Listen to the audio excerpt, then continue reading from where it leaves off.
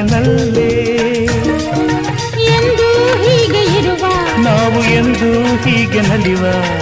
ಎಂದು ಹೀಗೆ ಇರುವ ನಾವು ಎಂದು ಹೀಗೆ ನಲಿವ ನಿನ್ನ ಬೇಡ